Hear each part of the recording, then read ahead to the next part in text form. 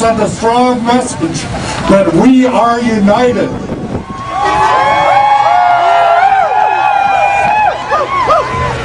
Whose land is this?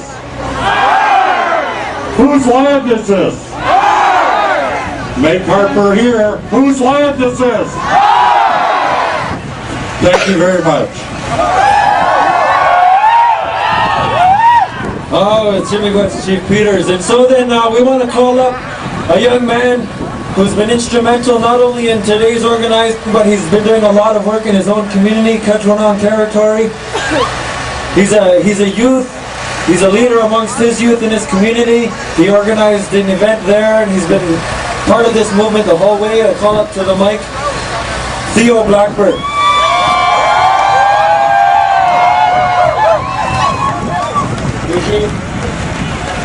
When I say who do we love, you say you. Who do we love? You. Who do we love? You. Who do we love? You. Who do we love? You. It was just Christmas, eh?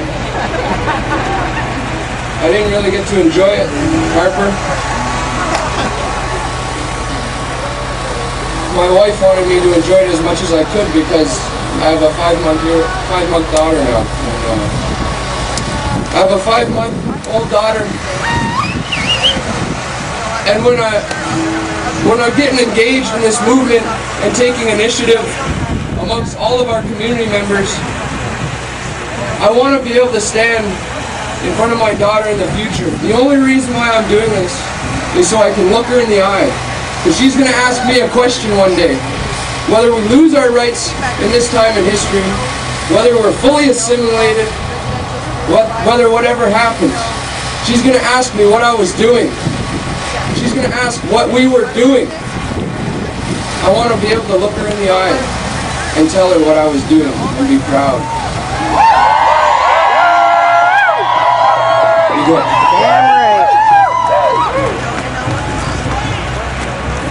Oh, way to go, Theo. Okay, then at this time we're going to turn it to a leader from Theo's territory, Kedronong territory. As many of you know, Kedronong is a proud community, home of the Three Fires Confederacy seat. And so we call up the leader from that community, Mr. Burton Kilios, Chief Kilios. Can you please make your way to the mic?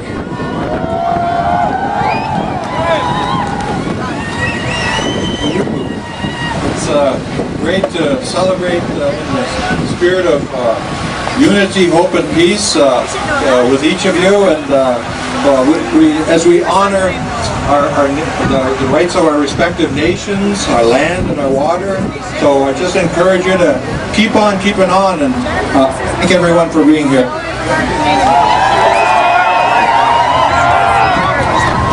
Oh, my gosh. Okay, again, we want to turn to a young person from the Kedronong territory. Wab Altman, are you here? Wab Altman. Here she is. Okay, she's all dressed up nice here. Come stand front and center. This young girl here, this young lady is from Kedronong territory. She goes to the school on Kedronong territory, and she's written something here. She has some words that she wants to share with all of us. So please, everybody, pay attention to one of our youth here. Bonjour. Nigan Amosan Dishmukaz, Wingo Gaktolam Kedronong. I have been given the honor of speaking for the children and the youth. Looking forward to the future, if the government continues to shun us, then we will be a poverty-ridden culture going overboard. No education, no housing, nothing. But the children and the youth have the power to change the course of our future. They can repair the torn relationship with the government and heal the earth. I have a message for the parents. You need to support your children and encourage them to go to school and stay in school, from elementary through post-secondary. We need the children to grow up and become our lawyers, engineers, doctors, and financial advisors who will continue to stand up for our rights. Both parents and children need to be educated in who their ancestors were and who you are now. It's more than just attending this rally. It's participating in traditional ceremonies. It's learning and speaking your original language. It's participating in traditional ceremonies. It's learning, it's understanding and living by the 7 grandfather teachings. And it's picking up the drum instead of the bottle. This is how we're going to change the world. Time has taken its toll. Too many years have the Anishinaabe been overlooked by the government of Canada. As a nation of people, we have to come together and stand as one. Historically, the government has purposely sought to divide us, and today they are still doing it and laughing at us. Now, more than ever, the children need our chiefs and leaders to be an example on how to stick together when the going gets tough. They need to help each other and be Anishinaabe. Chief Teresa Spence's hunger strike is really a sacred ceremony with the Creator. People need to stop criticizing and judging her motives because she's being guided by the Creator and helping her spirit helpers. And humbled and filled with gratitude for the sacrifices she's making. On behalf of the children, I say Chimigwach to Chief Spence. Like her, we can't give up. We have to have faith in ourselves and the Creator. Our ancestors and the next 7 generations are counting on us. Miigwech. Let's hear it for her. Come on, show her appreciation. Let's hear it for her. That's the voice of our youth right there. That's the next generation. At this time, then, I want to speak and call up a man who's been working for Indian country for a long time. He's been working for his people. And so then I want to look to Grand Chief of the Association of Iroquois and Allied Indians, Gord Peters. Grand Chief Gord Peters.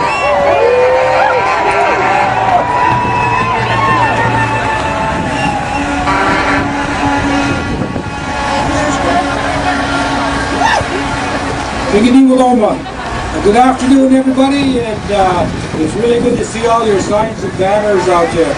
I want to acknowledge our brothers that are here, and our grandfathers and elders. To be able to know that we have a history, to be able to know that that history is going to continue. And our struggle is amongst ourselves to be able to be strong, to throw off the shackles of the Indian Act, to be able to move forward, to be able to reclaim our lands and our... That's the only way we're going to change our lives. We have to do it together. We need to talk to each other more. We need to be able to listen to each other more. And as we go forward, we will find solutions where we can stand beside each other. Anishi.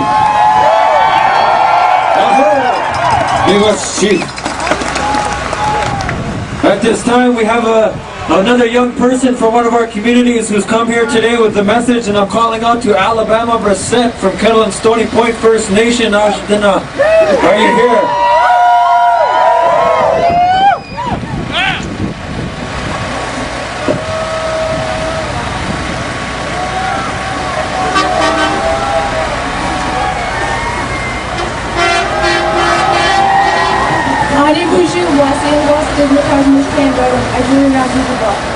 Hello, my name is Alabama and I'm from the Turtle Clan. I come from Stony Point, Kettle and Stony Point's princess. It's a good day today, honored to speak for the youth. If youth could speak, they'd say Chief Spence is my hero. I know she's one of mine. She's willing to give her life so the people of today, the next generations, will have their own hunting and fishing stories. They'll have the right to travel across the waters. We all have the right. If you look at the bills that Harper's trying to pass, all he's trying is to extinct us natives. He doesn't care about us, he just wants some money. We're only trying to protect Mother Earth. We have a special connection that the white man will never know about. We know the secrets of life that they will never understand. So Harper, it's about the money, eh? Well, look at the protectors of Mother Earth.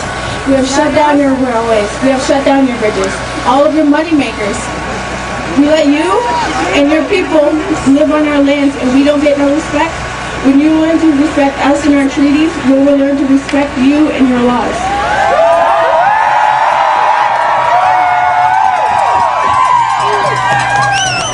I remember how I was told that the treaties were promised to us and they weren't ever going to be taken away. Now Harper's trying to. We must learn to respect. Ever since we started an act to try to keep them, we all got given dirty looks in public, called bad names, and signed comics with fine people. If those people would just open their eyes and see that this is not just affecting us, it's affecting all of them also. Harper's trying to take away the 0.2% of land that we have. We only have our reserves. If we put all of them together, it would be smaller than Vancouver Island. We ask to protect our lands. Just a little part of Canada that we have. Why does Harper come after us? We did nothing to him. We should all say, sorry Harper, your laws won't apply to us.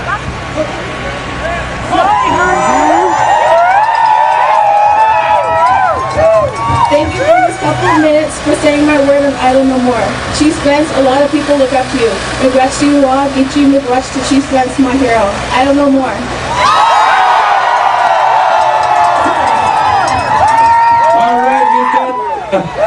We've got a special guest here, all the way from the North Shore.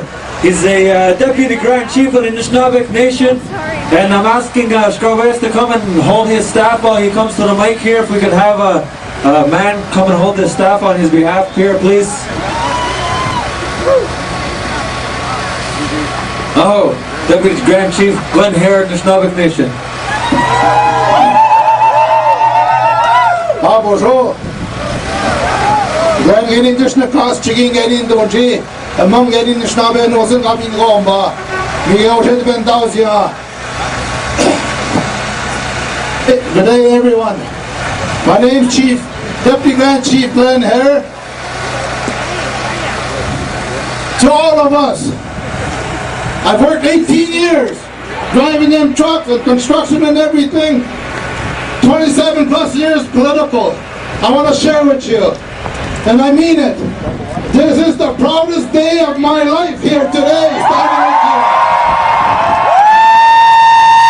And we are not alone. We have the Anishinaabe right across the country, unfortunately standing in the middle of the road. And we shouldn't have to be doing that.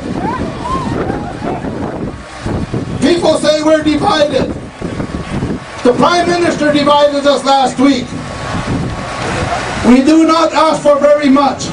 Prime Minister, Governor General, meet with our leaders and our women and our youth.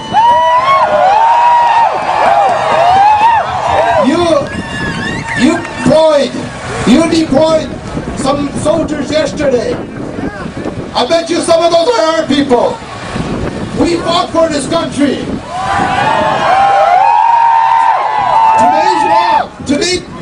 Today's walk is unity. We're brothers and sisters with whatever color the person may be. And we are not going nowhere. I'm about trying to figure out in the last few minutes, I think I'm on my 18th Minister of Indian Affairs. I'm not going nowhere. And the Prime Minister is in the double digits also. I'm not going nowhere. So again, we played with you to meet with our leaders in one room. So Chief Spence can go home and we can all share the resources in this country. We want to talk about the treaties that were signed with the Crown, not with you, Stephen Harper, not with you. So again, I want to thank each and every one of you for making our and my day very proud today to be in Anishinaabe. Miigwech.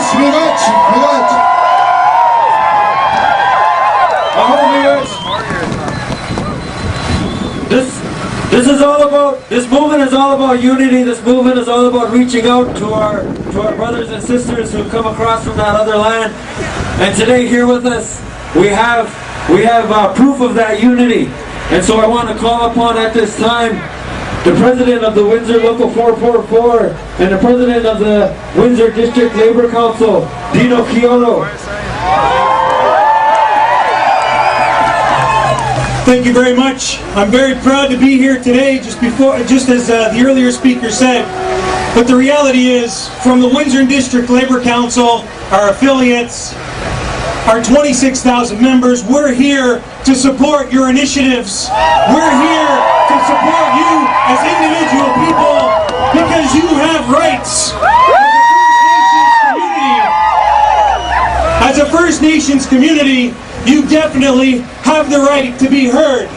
And what we hear here today from Harper as a dictator instead of democracy. He's saying that he's putting Bill C-45 forward as a second omnibus bill against you, and C-38 with regards to the Navigable Water Act against you.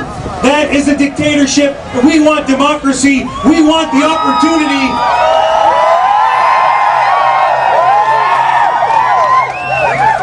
We need the opportunity to have a process and a consultation to discuss what you're doing, because what you are doing is illegal and immoral.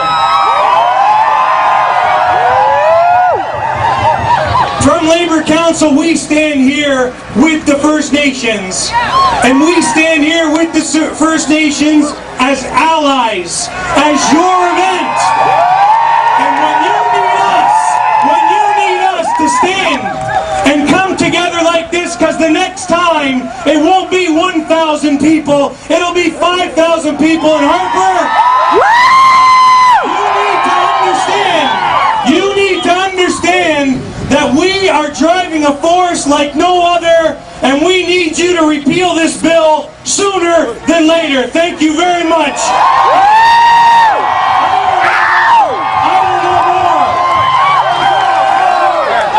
What do you think about that, ladies and gentlemen? Let's hear it one more time.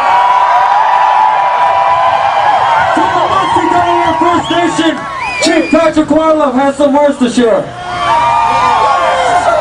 Yes, good afternoon. I'd like to thank everybody for coming out today. With a crowd like this, and what we're all fighting about is unity and the sharing of the natural resources of this country. Lately, the nations have been left out of that process, and basically we're left with nothing. In a third world country, you know, our people are not surviving. We have no proper housing. We have no proper water. We have no proper education. We have nothing on the First Nations, on the First Nations reserves. It's about time that our people told the government to share the resources with the First Nations people of Canada.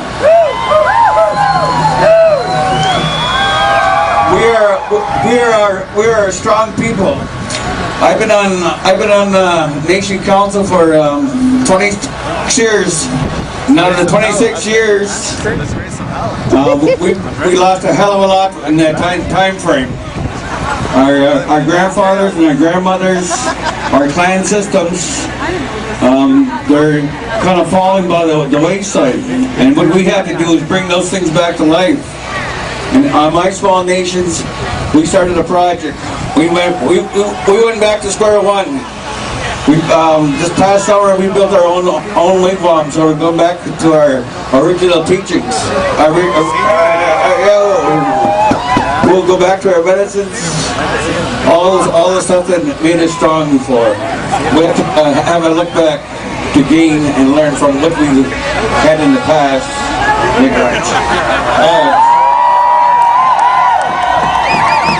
All right, we got another young lady who wants to come to the mic. She's from the Kettle and Stony Point.